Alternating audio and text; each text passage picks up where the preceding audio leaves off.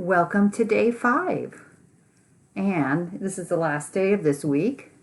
You're going to take your essay that you have either in your organizer, and hopefully you've written it out, and look through it and had someone else look through it if possible. And today you're gonna specifically look through it for anything, break it down into the parts. So read through your rough draft. Mark anything you need to improve. Do you have a clear claim, right? Do you have 3 pieces of evidence?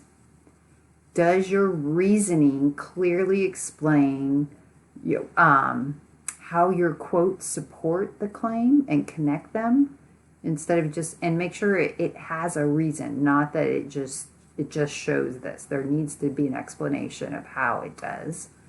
Do you have context before the quote? And lastly, ask yourself, would a person who hasn't read this book understand what's happening in the story? Because that is, if someone could understand it, they might not understand the whole book, but at least what you're saying makes sense. That means you've written it clearly. Okay, and then the last step is read your literary analysis out loud to yourself. So maybe you did that yesterday. You could do this again, even if you've had someone read it or you've done it before. It's always a good thing to read it. Does it sound like it flows nicely? Do you stumble on the words? Sometimes if you're reading it and you're stumbling on the words, it's something to do with the writing. What can you do to make it better?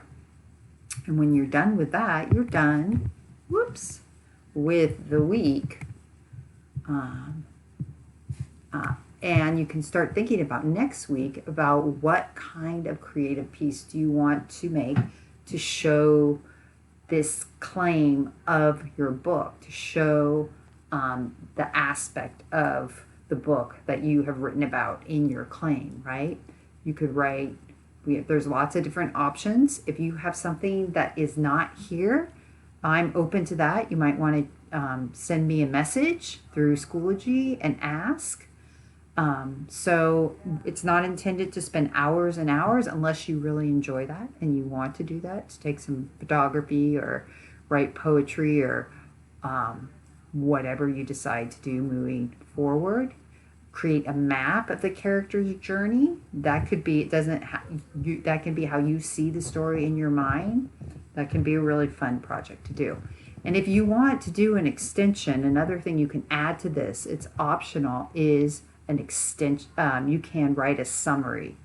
So that's really nice for anyone who is looking at your analysis to say, wow, that sounds really interesting. Maybe I want to read this book. And you could provide them with a summary. All right, here's a model one.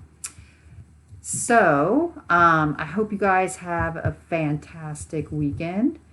And I will see you next week. Bye. He says bye too. Bye.